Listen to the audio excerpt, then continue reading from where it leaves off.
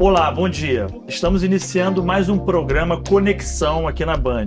E hoje nós vamos falar sobre um tema super relevante, que é saúde, estética e amor próprio.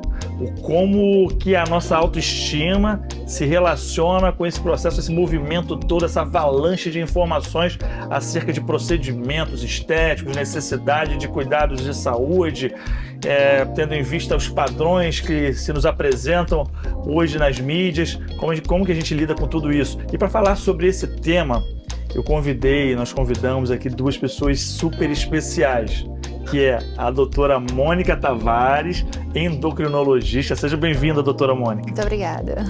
E também a Iana Vilela. Iana, ela é publicitária, é autora, escritora e ela é também provocadora. Olha, cada texto maravilhoso. E a gente já bateu papo à beça sobre isso, né, Iana? É um prazer ter vocês aqui. Eu tenho certeza que a gente vai ter trocas muito profundas sobre esse tema hoje. Eu estou muito feliz de estar aqui, Ramon. Acho que a gente vai ter umas discussões bem interessantes. Discussão não, provocação. Melhor essa palavra. Tá bem. Isso é um prazer. E para a gente se conectar ainda mais com o tema de hoje, eu vou pedir um pequeno resumo sobre esse assunto. A estética vai além da busca pela beleza externa. Ela está ligada à saúde física e emocional. Manter a autoestima elevada nem sempre é fácil. Com a pressão das redes sociais, os padrões de beleza influenciam nossas vidas. E esses padrões são muitas vezes a causa de frustração e autodepreciação. É importante desconsiderar os padrões impostos pela mídia e olhar para o seu corpo, entendendo que ele é belo por si só e que cuidar do próprio corpo é uma forma de autoamor. Os procedimentos estéticos e consultoria de estilo e imagem com profissionais qualificados funcionam como verdadeiras conexões com o nosso bem-estar. A autoestima está diretamente ligada às nossas emoções, pensamentos, comportamentos e decisões. E eu vou começar agora com a doutora Mônica. Doutora Mônica, você é endocrinologista, Sim. Experientíssima. E eu quero te perguntar o seguinte: quando a gente fala de saúde, estética, autoestima, me vem hoje dois tipos de demandas à mente. Mas você, como especialista, pode me falar melhor. As pessoas que buscam estética, e por isso buscam endocrinologista, e as pessoas que procuram saúde. Como é que esse movimento, hoje em dia, essa busca de saúde para longevidade, ou rejuvenescimento, ou manutenção da própria vida, enfim, e essa busca também da estética, o emagrecimento, saudável. Como que você enxerga esse movimento que está acontecendo agora? Quais são as principais demandas que surgem? O que está acontecendo na sociedade? Bem, as pessoas estão muito deturpadas em relação à parte estética. Historicamente, a gente vê ao longo dos anos, né? Passamos pela Renascença, então, onde a Mona Lisa era o padrão de beleza, né? Temos os pintores colombiano Botero, que o padrão rechonchudo é o padrão de beleza. Temos a época das modelos, né? Em 60, com aquela britânica Twigg, que a magreza era o padrão de beleza.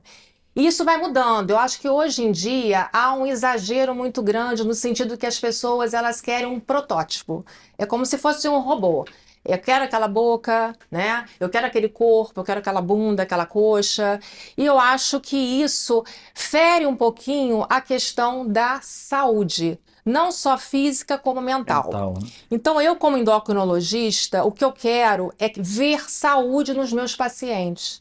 No sentido de que o fato de você ter saúde, você ter um estilo de vida saudável, seja por 3 pilares, que é o sono, a atividade física, a alimentação saudável, você se mantenha bem, jovem, ao longo dos anos.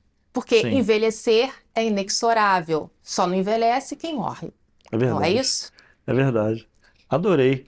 E isso me faz pensar o quanto que essa busca pelo padrão faz com que também, e inclusive corre em paralelo com essa fuga de si mesmo, com essa procura de recursos exteriores para completar alguma coisa que está desencaixada, o quanto que a gente descobre com a experiência que, inclusive, se eu busco estética também para atrair ou para conquistar, o quanto que a gente às vezes se engana, porque o excesso de procedimentos ou de recursos, de adaptações para me enquadrar nesse padrão, pode me fazer não perceber que, na verdade, o que atrai o outro, na sua essência, é uma química, é um poder de magnetismo que é muito mais, às vezes, por conteúdo, por experiência, por energia, por sintonia, por aquele rapport, muito mais do que simplesmente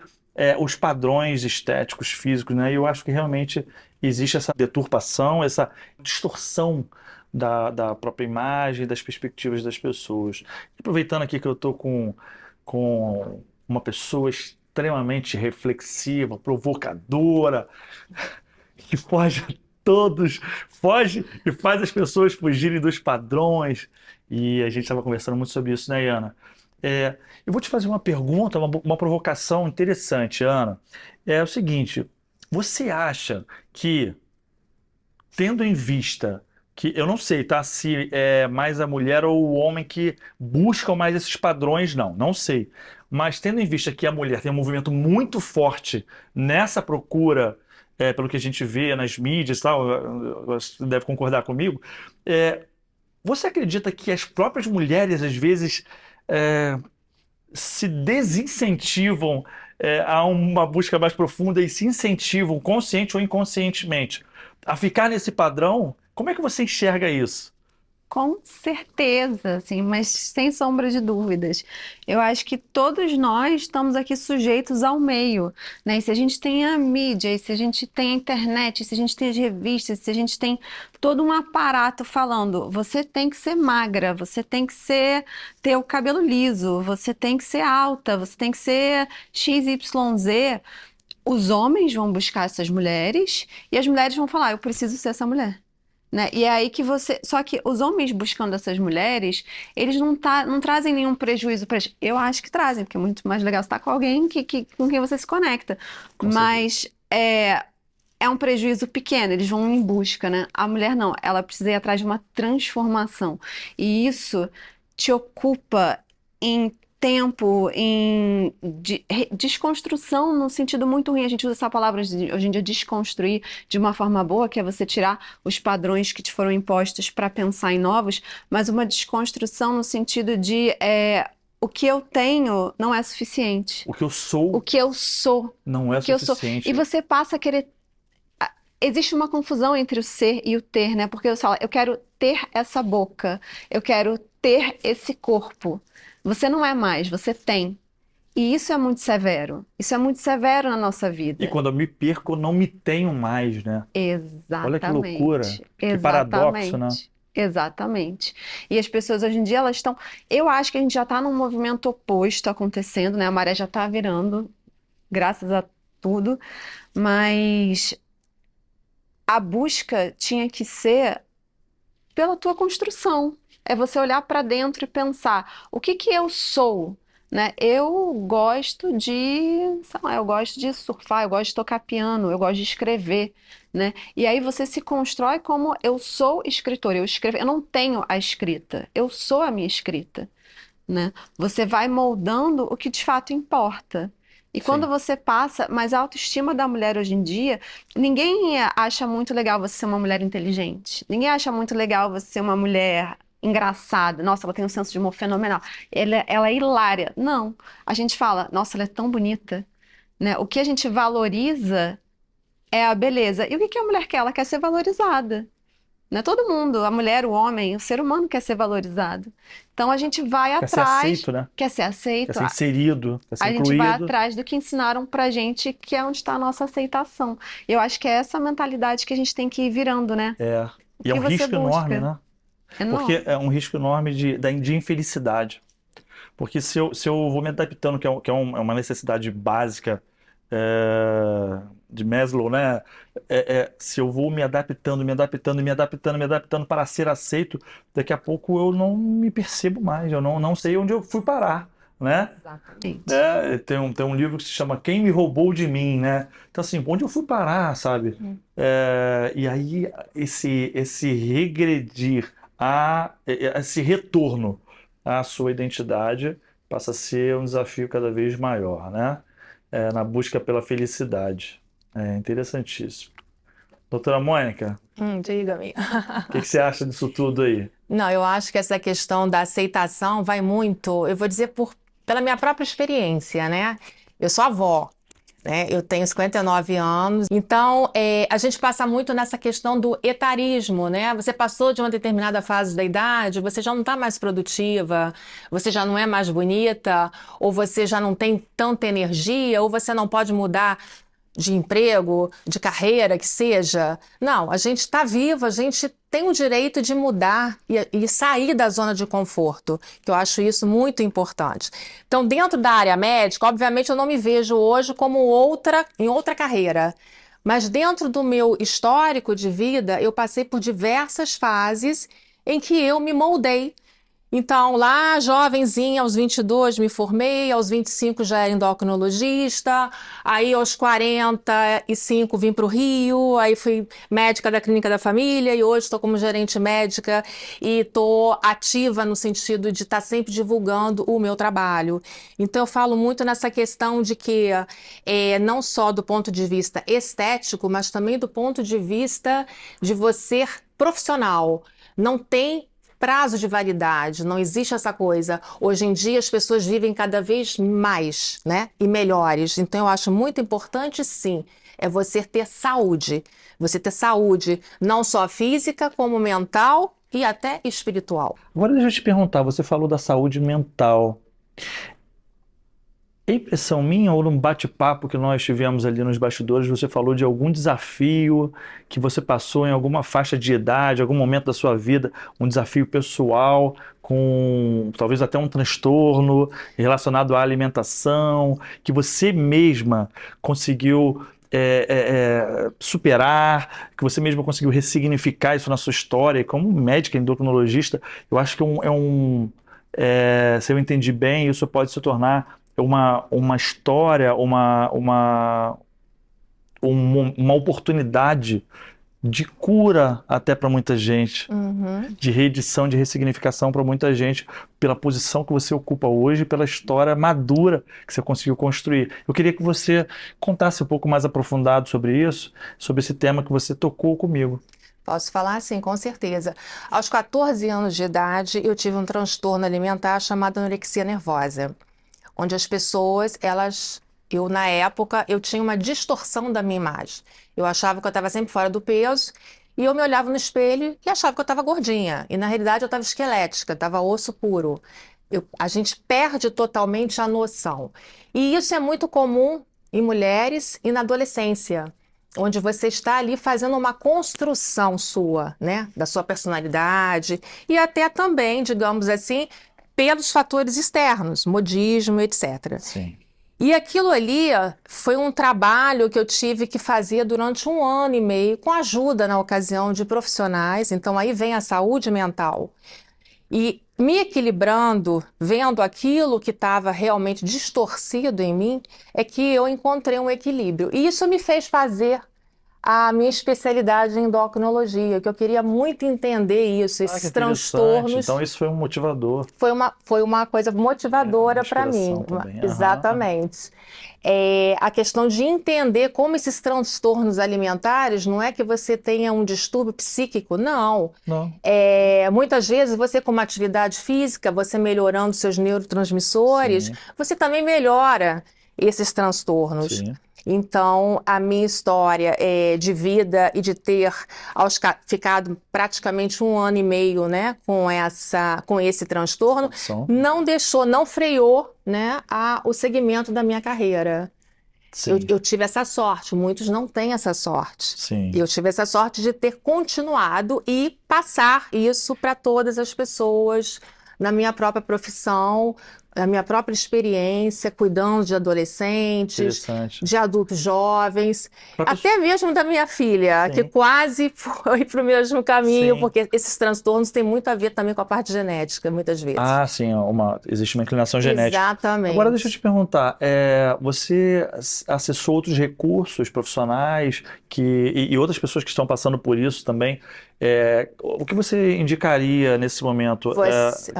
Que profissionais? É um trabalho interdisciplinar para tratar esse tipo de transtorno alimentar? Como é que é? É interdisciplinar, sim. Você precisa da ajuda do nutricionista, do endocrinologista, do clínico geral, do educador, né, da atividade física, então profissional da educação física. Tudo isso no sentido de equilibrar, né? E o psicólogo, psiquiatra, né? Sim. Porque as pessoas têm medo, às vezes, de falar psiquiatra é doido. Não, psiquiatra cuida das doenças mentais. Sim, sim. Não necessariamente seja, né, alguma coisa psicótica. Claro. Então, precisa, sim, de um tratamento de vários profissionais. Sim, e eu até digo para você que está conectado com a gente aqui, não tenha medo de buscar um psiquiatra se isso for indicado para você, porque o psiquiatra, como médico, ele pode te ajudar até nesse processo inicial de resultado terapêutico, essa conjugação do terapeuta com o psiquiatra, recomendando às vezes uma medicação específica, pode te ajudar muito nesse processo de ressignificação e de sair dessa condição aguda. Tá certo, doutora? Com certeza. E falando de profissionais qualificados ou serviços qualificados, que é extremamente relevante, eu queria que você se atentasse a esse aqui. Conexão com Ramon Calvo. Oferecimento Rio Otton Palace. A 10 quilômetros do aeroporto Santos Dumont e a poucos passos da praia de Copacabana. O Rio Otton Palace reúne o melhor para quem precisa trabalhar e também descansar.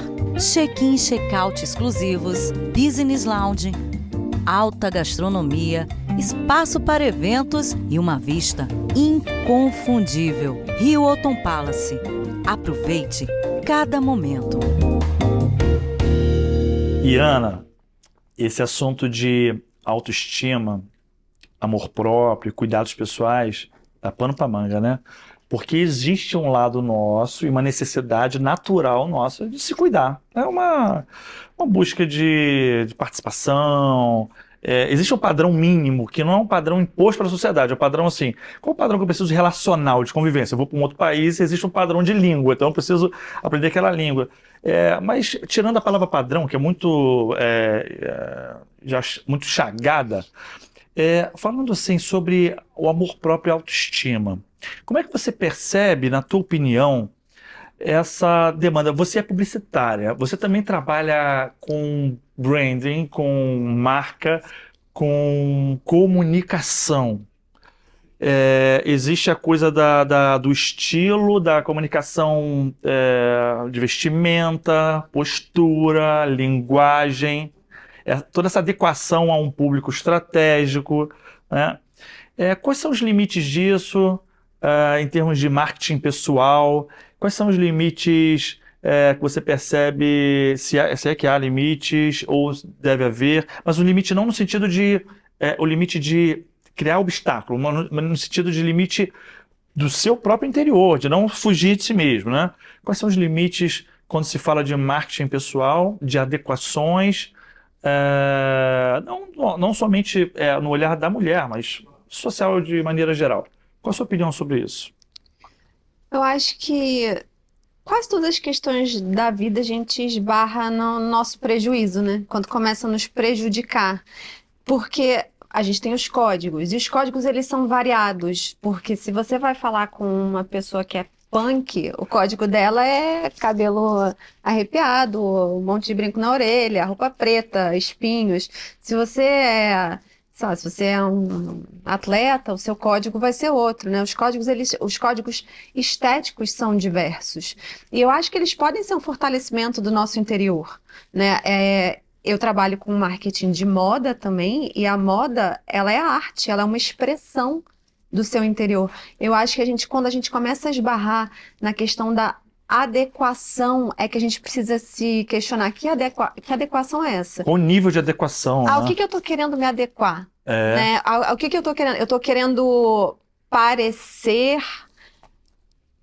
para ser Vou chegar aceito, aqui, né? quero parecer rica, eu quero parecer exuberante, por quê? Né? É Porque, porque eu tô sentindo isso. Não, eu tô me sentindo exuberante, eu quero colocar uma roupa com plumas. Cara, acho isso 10, acho isso incrível, sabe? Mas eu acho que nesse lugar todo mundo vai olhar quando o fator externo é o que te provoca aquela mudança, né? Não, eu acho que eu tenho que ir assim para ser aceito nesse lugar. A gente tem os códigos mínimos de profissionalismo. Se você vai trabalhar, se você vai, você tem que respeitar ali um código de higiene, principalmente, né? E de vestimenta. sim, Mas se você está num momento de lazer e você não vai ofender ninguém com aquilo que você tá mostrando, eu acho que a roupa e a sua aparência, ela é uma expressão do seu interior, sim, né? O questionamento ele tem que vir sempre para dentro e não para fora, né? Não é o que as pessoas vão achar disso que eu estou usando, é o que eu estou querendo comunicar com isso? Por que eu estou fazendo isso? sim, Eu acho que se a resposta está de acordo com a sua verdade, com o que te move, tá tudo certo, sim. né? Não há Concordo, problema nisso. concordo. Inclusive, até quando a gente entende o código, daquele contexto em que nós estamos ou no qual vamos nos inserir, mesmo assim, há espaço para autocrítica. Há espaço para se perguntar assim: será que realmente eu preciso usar gravata como executivo? Será que um blazer funciona? Um blazer é uma camisa social? Será que um blazer e uma camisa, uma t-shirt? Será que sem blazer? O que eu estou tentando suprir dentro de mim? Ah, não, mas se é uma estratégia de código básica, ok. Tipo, eu vou chegar e vou rapidamente criar identificação com as pessoas e esse objetivo é importante naquele contexto. Exatamente. Ok, até aí tudo bem. A partir disso, a gente tem que rever qual nível está dentro da gente de autoestima, de autoconfiança, segurança interior. E às vezes isso é um bom termômetro, né? Sim, Porque às vezes você vai usar aquela roupa, não é porque eu quero mostrar quem eu sou, mas é porque eu tenho um objetivo ali, ou porque aquela roupa faz com que eu me sinta confortável e eu preciso me sentir confortável nessa situação X, sim, né? Ok, também. Esse objetivo não precisa ser sempre mostrar quem você é, né? A gente não é uma vitrine o tempo todo, sim, né? Mas a gente tem ali os nossos porquês que a gente precisa responder, principalmente, né? Esses são esses sim. questionamentos internos que eu acho que levam a gente para uns lugares interessantes quando a gente está escolhendo o que a gente vai vestir, como a gente vai usar o cabelo, como a gente vai se maquiar ou não se maquiar no fim do dia. Doutora Mônica, agora falando de elegância, porque você disse que tinha 59 anos. Isso. Eu não minto idade. Pois é, a minha avó, quando tinha 59 anos, era uma velhinha que andava assim, com aquela roupinha indo à igreja, aquela baixinha, né, aquela coisinha. Como que esse processo de mudança social, né, de rejuvenescimento, de postura, de posicionamento, né, de cuidados, eu acho que isso, inclusive, eu posso estar enganado, mas isso me parece que ajuda na longevidade também, porque altera um pouco o padrão mental e te leva a se cuidar mais em termos de saúde também. Eu acho que uma coisa alimenta a outra, né? Um pouco saúde, estética, cuidados pessoais. Agora eu vou perguntar para a Iana uma coisa sobre as duas. Qual o código? Você falou de código, Iana, assim, na tua opinião, eu sei que você não é uma consultora necessariamente de estilo, mas é uma pessoa experiente em moda, né? Como publicitária. Qual seria o que seria exatamente esse código? Qual seria o código da Iana hoje? Pode ser que no processo dinâmico amanhã seja outra coisa, mas hoje em dia. E qual seria esse código da doutora Mônica, na sua opinião? Só uma opinião mesmo. Eu acho que o meu código, eu sou extremamente tímida. Eu sabia que eu estava conversando com você, eu sabia que eu ia estar diante de câmeras, então eu falei, eu preciso estar confortável, porque o meu interior já está ali, ó, se remexendo. Então eu coloquei um macacão utilitário, sabe, confortável, quentinho, tô aqui. Eu não sei qual foi o código que ela usou, porque isso é uma pergunta dela mesmo, mas tá maravilhosa. Acho que isso já é suficiente. Isso. Doutora Mônica, eu queria que você aproveitasse esse momento e desse uma mensagem no seu coração, baseado na sua experiência de lidar com pessoas, a sua experiência pessoal, de superação, de crescimento, né? Com tudo que você traz de essa bagagem de conhecimento, eu queria que você desse essa mensagem para os telespectadores hoje que estão nos assistindo. Bem, eu acho que a gente tem sempre que sair da zona de conforto e tem que estar sempre motivada. E eu que trabalho na área de saúde, eu tenho que mostrar que eu tenho um bom estilo de vida. Dessa forma, eu acho que eu tenho muito maior credibilidade. Legal, você transborda isso, comunica isso com a sua vida, né? Se Exatamente. cuida, faz sua atividade física, não é isso? Passo legal. a minha receita própria, A sua adapto receita às outras pessoas, que Muito ninguém legal. né? O indivíduo é um indivíduo, né? Posso entender então que sua mensagem é viver de maneira coerente para comunicar aquilo que você acredita. Exatamente. Legal. E Ana, para fechar aqui, enquanto você falava e sabendo do que você escreve, inclusive admirando muito hoje sua coragem de falar aqui, que eu sei que você prefere escrever, preferia, porque agora eu vou começar a te colocar para falar. Eu queria comentar e até te ouvir sobre uma coisa. Na minha experiência de gestão empresarial e participação de reuniões, eu sempre promovi muita oportunidade de mulheres assumirem cargos de liderança. Isso aí tem exemplos nas empresas nas quais eu passei e nas quais eu passo, nas quais eu estou.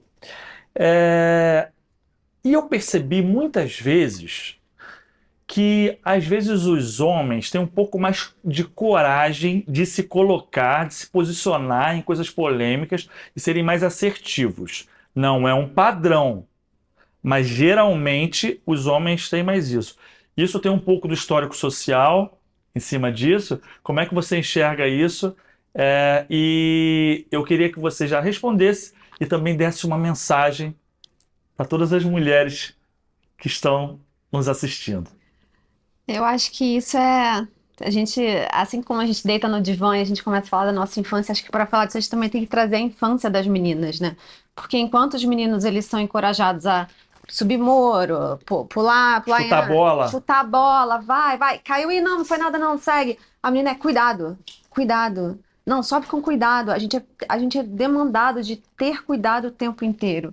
E eu acho que isso traz um cuidado para sempre. Na nossa cabeça, a voz da nossa mãe, da nossa avó, do nosso pai. Cuidado, Calma, ecoa, cuidado. calma. Senta direito. Exato, ela nunca vai embora, ela acompanha a gente pro resto da nossa vida, né? Então eu acho que assim, o medo de ser mal interpretada, quando você vai falar alguma coisa, cuidado. Sim. Então talvez seja melhor não falar, vai que alguém me interpreta mal. Quando você vai arriscar, tem uma pesquisa que ela é sempre muito evocada, né, nos textos de pessoas que estão falando sobre o lugar da mulher na sociedade, que as mulheres. Não vou lembrar agora quem fez Tudo essa bem. pesquisa, mas é uma pesquisa importante, que dizia que as mulheres, para elas se candidatarem para um cargo, elas precisam cumprir 100% do que é pedido daquele cargo, para elas mandarem o currículo. Para elas terem coragem de mandar o currículo, elas têm que estar ali cumprindo 100% dos pré-requisitos da vaga. Os homens, eles precisam estar cumprindo 60%. E eles arriscam, e eles mandam, e eles têm coragem. Isso é coragem. Né? E isso é positivo. E é interessante você falar desse padrão mental que foi construído desde a infância, né? O que Exato. naturalmente restringe, limita algum comportamento no futuro, né? E Exatamente. tira até oportunidades, né? Exatamente. Eu acho que a minha mensagem, a razão pela qual eu escrevo é essa, né? É pra gente questionar, a gente se questionar também, questionar o nosso entorno e questionar o que para a gente, o que impede a gente de chegar aonde a gente quer, né? A gente precisa se perguntar para saber o que a gente quer, por que a gente quer e o que está parando a gente, né? Sim. Eu acho que essas são as máximas que a gente precisa carregar para a vida mesmo. Verdade. Obrigado a vocês. Obrigado, Iana Vilela. Obrigado, doutora Mônica Tavares, pela participação, pela troca riquíssima, maravilhosa. Tenho certeza que a gente conseguiu se conectar com muita gente que está em casa. E você, até o próximo domingo no programa Conexão.